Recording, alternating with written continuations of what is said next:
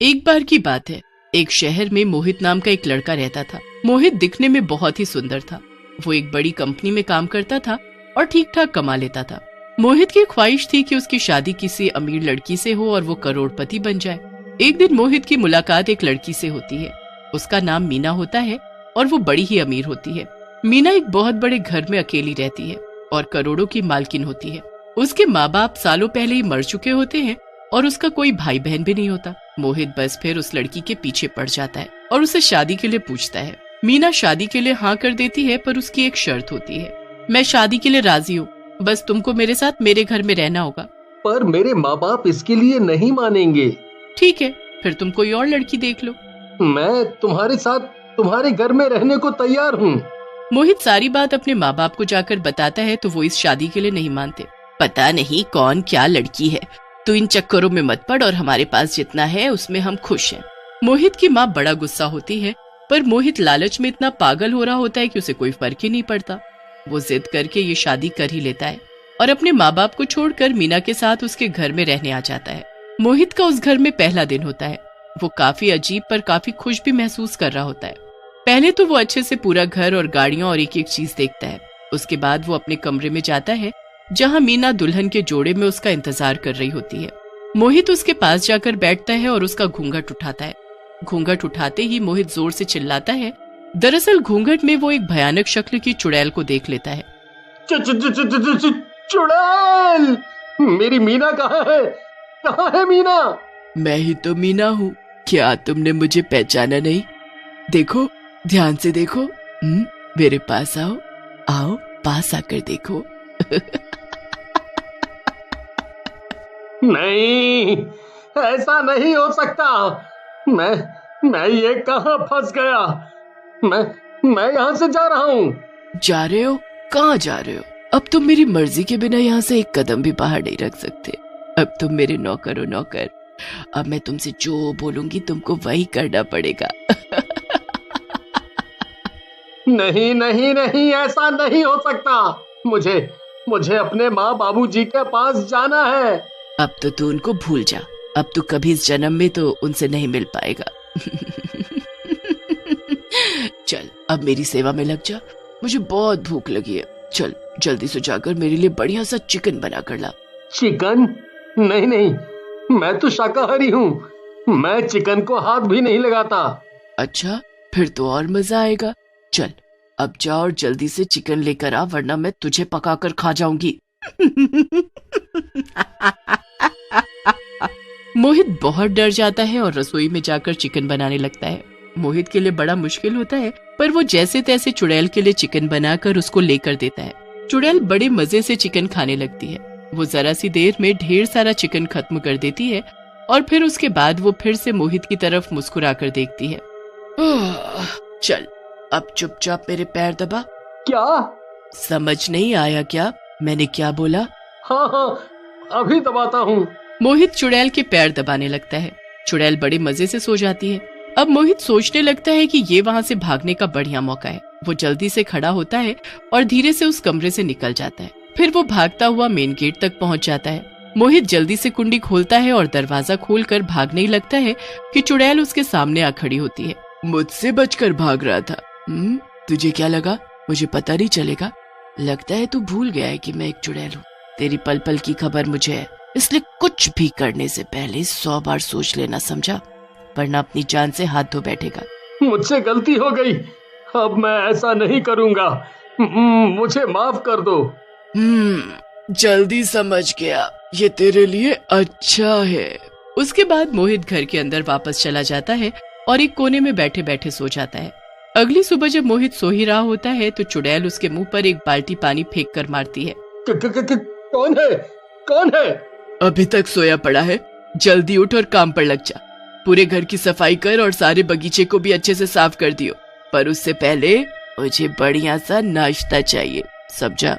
मोहित पहले चुड़ैल के लिए नाश्ता बनाता है, फिर उसके बाद घर की सफाई में लग जाता है। पूरा दिन घर के काम करके मोहित का बुरा हाल हो जाता है। उसे बहुत भूख भी लगी होती है, इसीलिए वो रसोई में जाकर कुछ खाने लगता है। तभी चुड़ैल वहाँ पर आकर खड़ी हो जाती है और उसके हाथ से खाना छीन लेती है। पहले जाकर मेरे सारे कपड़े धो, फिर खाने के बारे में सोचना। मोहित चुड़ैल के कपड़े धोने जाता है और इतने ढेर सारे कपड़े देखकर उसका रोना ही छूट जाता है। इतने सारे कपड़े, हे भगवान, मैं ये कैसे धोऊंगा? मुझ में जरा भी जान नहीं बची। मैं ये कहाँ आकर फंस गया? मैंने क्यों इससे शादी कर ली? मैं कब यहाँ से निकल पाऊंगा? कब यहाँ से निकल पाऊंगा? मोहित बहुत रोता है और रोते रोते कपड़े धोने लगता है। पूरे दिन काम करने के बाद मोहित को खाना नसीब होता है। मोहित अपनी पुरानी जिंदगी को याद करके बहुत दुखी होता है और उसको बस एक ही उम्मीद होती है कि जब उसके माँ बाप की नाराजगी खत्म हो जाएगी तो वो उससे मिलने जरूर आएंगे और उसको छुड़ा कर ले जाएंगे। मोहित ऐसे ही चुड़ैल के सारे काम करता रहता है। चुड़ैल उससे ज्यादा काम करवाती और जरा भी आराम नहीं करने देती थी। ऐसे ही काम करते करते बहुत दिन निकल जाते हैं।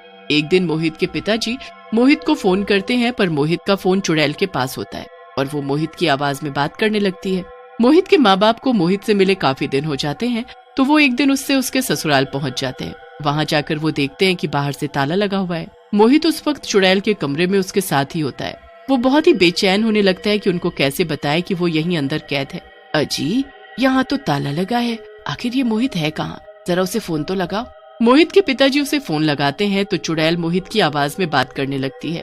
अरे बेटा, हम तेरे ससुराल तुझसे मिलने आए थे।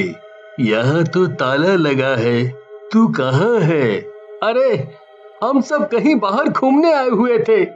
हमें आने में कुछ दिन लग जाएंगे। आप वापस घर चले जाओ। मोहित ये सब देखकर बड़ा बेबस महसूस कर रहा था। उसे समझ नहीं आ रहा था कि कैसे अपने माँ बाप को बताए कि वो वहीं है। फिर उसे एक तरकीब सूझती है। वो सफाई करते करते एक पेन, डायरी और किताब नीचे बेड के पास गिरा देता है और पैर से उसे अंदर घुसा देता है। ये क्या कर रहे हो? ठीक से काम करो। मोहित बेड के नीचे घुस जाता है और फटाफट पेपर पर लिख देता है कि उसकी शादी मीना से नहीं बल्कि चुड़ैल से हुई है और उसने उसे घर में कैद किया हुआ है। कितनी देर हो गई? क्या अभी तक सामान नहीं निकला? हाँ, बस निकल गया। मोहित जल्दी से उस पेपर को मुंह में रख लेता है और पेन, डायरी अपनी जगह रख देता है। उसके बाद वो खिड़की साफ करने लगता है और जैसे ही चुड़ैल का ध्यान कहीं और होता है और मुंह से पेपर निकालकर उसे नीचे अपने माँ बाप के पास फेंक देता है। अरे, ये क्या कूड़ा है? किसने फेंका है? इसमें शायद कुछ है। मोहित की माँ उस कागज को उठाती है। उसे पढ़कर उसके होश उड़ जाते हैं। मोहित के पिता जब उसे पढ़ते हैं तो वो भी घबरा जाते हैं। चलो जल्दी चलकर किसी से मदद मांगते हैं। मोहित के माँ बाप जल्दी से एक पंडित के पास जाते हैं और उनको सारी बात बताते हैं। मतलब तुम्हारे बेटे ने एक चुड़ैल से शादी कर ली है। वो चुड़ैल तुम्हारे बेटे की अब पत्नी है। उससे पीछा छुड़ाना आसान नहीं है। आप कुछ करके उसे बचा लो पंडित जी, हम आपका एहसान कभी नहीं भूलेंगे। तो एक काम करो, ये लो लड्डू और इससे कैसे भी करके अपने बेटे तक पहुंचा दो। ये लड्डू तुम्हारे बेटे को उस चुड़ैल को रात 12 बजे खिलाना होगा। वो लड्डू लेकर वो लोग वहाँ से चले जाते हैं। फिर एक कागज पर सब लिखकर उसमें वो लड्डू रखकर वो घर के बाहर खड़े हो जाते हैं। फिर वो दोबारा मोहित के नंबर पर फोन करते हैं। कैसे हो बेटा? तुम आ गए क्या वापस घूमकर? अरे, इतनी जल्दी कैसे आ जाऊंगा? मैंने बताया तो, काफी दिन लगेंगे। मोहित समझ जाता है कि उसके माँ बाप घर के बाहर है। मोहित के पिताजी चुड़ैल को बातों में लगाए रखते हैं और मोहित जल्दी से खिड़की पर जाकर देखता है। मोहित की माँ जल्दी से कागज में लिपटा लड्डू उसके पास फेंकती है, जो मोहित पकड़ लेता है। वो कागज पर लिखा हुआ सब पढ़ लेता है और वैसा ही करता है। रात के 12 बजे वो लड्डू लेकर चुड़ैल के पास जाता है। आज मेरा जन्मदिन है, मैंने लड्डू बनाए हैं। अगर तुम ये खाओगी तो मुझे बहुत खुशी होगी। लड्डू? अरे वाह! चुड़ैल बड़े मजे से लड्डू खाती है और उसका दम घुटने लगता है। उसके हाथ पैर काम करना बंद कर देते हैं। ये तूने मुझे क्या खिला दिया? क्या मिलाया था इसमें? चुड़ैल चीखती चिल्लाती रह जाती है और तड़प तड़प कर जमीन में गिर जाती है। उसके बाद वो वहाँ से गायब हो जाती है। मोहित जल्दी से नीचे भागता है और दरवाजा खोलकर अपने माँ बाप के गले लगकर खूब रोता है। मैंने तुझे कितना समझाया था, मत पड़ ऐसी लड़की के चक्कर में जिसे तू जानता तक नहीं, और ऊपर से तेरा लालच। कहते हैं ना, लालच बुरी बला है। शायद आज तुझे समझ आ गया होगा। हाँ माँ, बहुत अच्छे से। उसके बाद वो सब घर चले जाते हैं और मोहित फिर एक बहुत ही गरीब लड़की से शादी कर लेता है और सब हंसी खुशी साथ में रहते हैं। बहुत समय पहले की बात है। माया नाम की एक लड़की छोटे से ऑफिस में काम करके अपना गुजारा करती थी। उसके माता पिता की बचपन में ही मौत हो चुकी थी। माया का एक ही सपना था, करोड़पति बनने का, इसलिए पैसा कमाने के लिए ऑनलाइन काम भी करती थी। एक दिन की बात है, माया को एक बहुत बड़ा प्रोजेक्ट मिलता है जिससे उसे लाखों रुपए का फायदा होने वाला था। वाओ, मेरे लिए ये प्रोजेक्ट किसी जैकपॉट से कम नहीं है। अगर मैंने इसे समय पर करके दे दिया तो मेरी लॉटरी लग जाएगी और मुझे लाखों का फायदा होगा और फिर मेरे सारे सपने पूरे हो जाएंगे। माया दिन रात प्रोजेक्ट बनाने में लगी रहती और कुछ महीनों की मेहनत के बाद उसका प्रोजेक्ट बनकर तैयार हो जाता है। मेरा प्रोजेक्ट बनकर तैयार हो गया।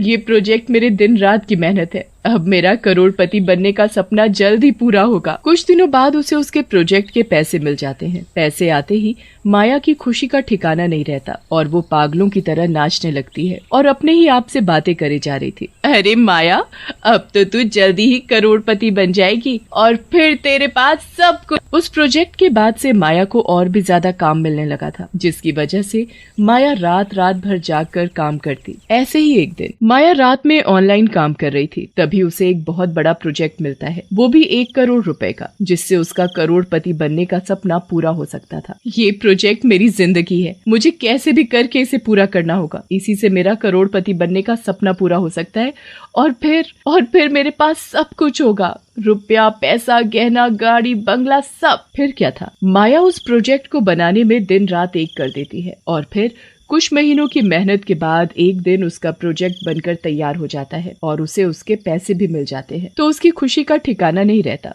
आज कहीं जाकर मेरा करोड़पति बनने का सपना पूरा हुआ। अब मेरे पास हर वो चीज होगी जिसकी मुझे जरूरत है। मैं इन पैसों से अपने लिए नया घर, बहुत सारे गहने और अब एक नई कार, अब मैं सब कुछ खरीदूंगी। माया के पास अब रुपए पैसों की कोई कमी नहीं थी। माया उन पैसों से अपने बंगला, गाड़ी, गहने, हर कीमती सामान खरीदती है। उसकी हर अलमारी रुपए, पैसों और गहनों से भरी रहती है। माया के पास करोड़ों रुपए आते ही उसके एक दूर के चाची चाचा उसके पास उससे मिलने आ जाते हैं। माया बिटिया, तुझे देखने के लिए तो कब से हमारी आंखें तरस गई हैं। आज तुझे देखकर कहीं जाकर हमारे कलेजे को ठंडक मिली है। तू ठीक है ना बिटिया? तुझे कभी हमारी याद नहीं आई?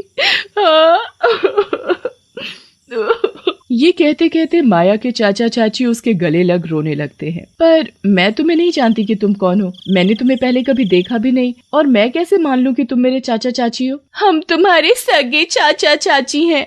बिटिया, तू उस समय तो बहुत छोटी थी। एक दिन हम सब घूमने जा रहे थे, फिर तू अचानक से न जाने कहाँ चली गई। हमने तुझे बहुत ढूंढा पर तू हमें कहीं नहीं मिली। अब तू हमें मिल गई है ना, अब हम तुझे कहीं नहीं जाने देंगे। हाँ। माया को अपने चाचा चाची की बातों पर यकीन हो जाता है और वो उन्हें अपने साथ अपने घर में रख लेती है। माया के चाचा चाची भी उसका खूब ध्यान रखते और उसे प्यार भी बहुत करते। माया भी अपने चाचा चाची को पाकर बहुत खुश थी, लेकिन उसे क्या पता था कि उसके चाचा चाची उससे नहीं, उसके करोड़ों रुपयों से प्यार करते हैं। ऐसे ही एक रात माया के चाचा चाची दोनों आपस में बातें कर रहे थे। अरे भाग्यवान, कुछ सोच, इस माया से करोड़ों रुपया कैसे लिया जाए? इसमें मुश्किल क्या है, इसे जहर देकर मार देते हैं और क्या, फिर उसके बाद इसका सारा पैसा हमारा होगा। हाँ, ये तूने सही कहा। हम इसे ही खत्म कर देते हैं, फिर इसका पैसा हमारा होगा। और फिर उस दिन के बाद से माया के चाचा चाची उसे मारने के लिए मौके की तलाश में लगे रहते और फिर एक दिन उन्हें माया को मारने का मौका भी मिल जाता है। माया अपने किसी प्रोजेक्ट पर काम कर रही थी, तभी उसकी चाची उसके लिए दूध का गिलास लेकर आती है। माया बिटिया, तुम्हें काम करते करते बहुत देर हो गई, तुमने कुछ खाया भी नहीं है। लो, पहले थोड़ा सा दूध पी लो, फिर उसके बाद काम कर लेना। माया अपनी चाची के हाथ से दूध का गिलास लेकर दूध पी लेती है और कुछ देर में माया का दम घुटने लगता है। ये मेरी सांसें क्यों अटक रही हैं? चाची मेरा दम घुट रहा है, मुझे बचाओ चाची। चाचा, मुझे बचाओ, मेरा दम घुट रहा है। माया के चाची चाचा जोर जोर से हंसने लगते हैं।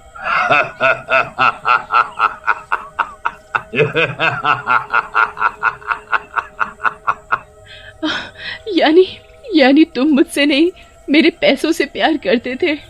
तुमने मेरे साथ धोखा किया। मैं तुम्हें नहीं छोड़ूंगी।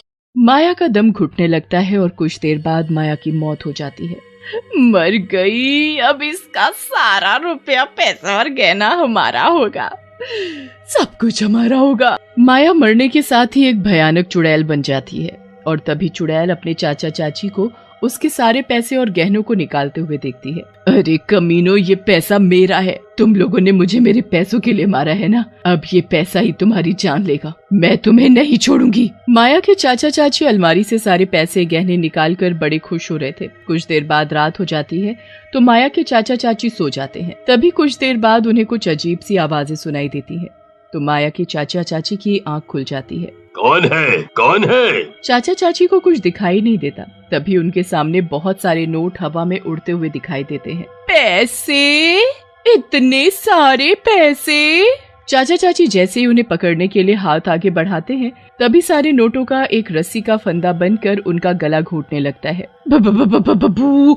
भूत, बचाओ, कौन है? कौन हो तुम? हमें छोड़ दो। तभी देखते ही देखते चुड़ैल उन दोनों के सामने आ जाती है। छोड़ दूं? तुम्हें छोड़ दूं? तुमने मुझे पैसों के लिए मारा है ना, ये करोड़ों रुपए मेरे हैं, इन्हें मुझसे कोई नहीं ले सकता, कोई नहीं। फिर देखते ही देखते नोटों की रस्सी उसके चाचा चाची को गला घोट कर मार देती है और कुछ समय बाद उस मकान में रहने रमेश और उसकी पत्नी नीना आते हैं। कुछ समय तक तो सब कुछ ठीक था, लेकिन फिर एक दिन अचानक नीना को कुछ अजीब सी आवाज सुनाई देती है, जिसे सुनकर नीना बहुत बुरी तरह डर जाती है। नीना पूरे घर में देखती है पर उसे कोई दिखाई नहीं देता। शायद मेरा वहम होगा, इसलिए मुझे ये आवाजें सुनाई दे रही हैं। फिर नीना रसोई में खाना बनाने चली जाती है और खाना बनाने के लिए जब वो डब्बे खोलकर देखती है तो उसे हर डिब्बे में रुपए और गहने ही दिखाई देते हैं। ये इतने सारे रुपए और गहने कहाँ से आए? उसे हर जगह रुपए और गहने ही दिखाई दे रहे थे। ये कैसे हो सकता है? इतने सारे पैसे और गहने कहाँ से आ सकते हैं? ये किसके हो सकते हैं? नीना को कुछ समझ नहीं आ रहा था कितने सारे पैसे और गहने कहाँ से आए। तभी उसे उन पैसों और गहनों से कुछ अजीब सी आवाजें सुनाई देती है। कौन है? उसके सारे घर में करोड़ों रुपया ही रुपया होता है। कुछ देर बाद रमेश भी घर आ जाता है तो नीना उससे लिपट कर रोने लगती है और उसे सब बताती है। ये सब तुम्हारा वहम होगा, हमारे घर में रुपया कहाँ से आ सकता है? जी मैं सच कह रही हूँ, मैंने खुद अपनी आंखों से बहुत सारे रुपए और गहने देखे हैं। मेरी बात का विश्वास करो, आओ मैं तुम्हें दिखाती हूँ। नीना रमेश को कमरे में ले जाती है जहाँ उसने बहुत सारा रुपया देखा था, पर वहाँ उसे कुछ भी दिखाई नहीं दिया। ये कैसे हो सकता है? अभी तो मैंने बहुत सारा करोड़ों रुपया देखा था। ओहो, अब तुम ये सब छोड़ो और मुझे जल्दी से खाना दो। नीना रसोई में जाकर खाना बनाती है और फिर रमेश और नीना खाना खाकर सोने चले जाते हैं। नीना को तो उन पैसों के बारे में सोच कर नींद ही नहीं आ रही थी। तभी कुछ देर बाद उसे वही डरावनी आवाज सुनाई देती है तो वो रमेश को जगाती है, पर रमेश गहरी नींद में होने के कारण नहीं उठता। हे भगवान, ये आवाज कैसी है? मुझे तो बहुत डर लग रहा है, पता नहीं ये सब कौन कर रहा है। नीना को कुछ देर बाद नींद आ जाती है। तभी वो डरावनी आवाजें फिर से आने लगती है। पैसा चाहिए? ले जाओ, सब ले जाओ, बन जाओ करोड़पति। डरावनी आवाज की वजह से नीना की आंख खुल जाती है। तभी वो देखती है कि बहुत सारा पैसा हवा में उड़ रहा है। कौन है? सामने आओ। तभी देखते ही देखते चुड़ैल नीना के सामने आ जाती है और उसका गला घोटने लगती है। बचाओ रमेश, मुझे बचाओ। नीना की आवाज सुनकर रमेश की नींद खुल जाती है और चुड़ैल को नीना का गला दबाते हुए देखकर वो बुरी तरह डर जाता है। छोड़ो मेरी पत्नी को। कौन हो तुम और तुम मेरी पत्नी को मारना क्यों चाहती हो? मैं सबको मार डालूंगी, जो भी मेरे इस घर में आकर रहेगा मैं उसे मार डालूंगी। पर ये घर तो हमने खरीदा है। नहीं, ये घर मेरा है, मैंने इसे अपनी मेहनत से बनाया है। मैंने दिन रात एक करके करोड़ों रुपए कमाकर बड़ी मेहनत से इस घर को खरीदा था। पर इसमें हमारी कोई गलती नहीं है। छोड़ दो मेरी पत्नी को, इसे मत मारो। चुड़ैल नीना को छोड़ने का नाम ही नहीं ले रही थी और अपने दोनों हाथों से उसका गला दबाने लगती है। रमेश को कुछ समझ नहीं आ रहा था कि वो क्या करे। तभी उसके दिमाग में एक ख्याल आता है। रमेश जल्दी से रसोई से मिट्टी का तेल लाकर चुड़ैल के नोटों पर डालकर उसमें आग लगा देता है। ये तूने क्या किया? तूने मेरे ही पैसों में आग लगा दी, मैं तुझे नहीं छोड़ूंगी। तभी रुपयों में आग लगते ही चुड़ैल का शरीर भी जलने लगता है। नहीं, बचाओ, बचाओ, मेरा शरीर जल रहा है। फिर देखते ही देखते रुपयों की जलन के साथ ही चुड़ैल भी जलकर मर जाती है।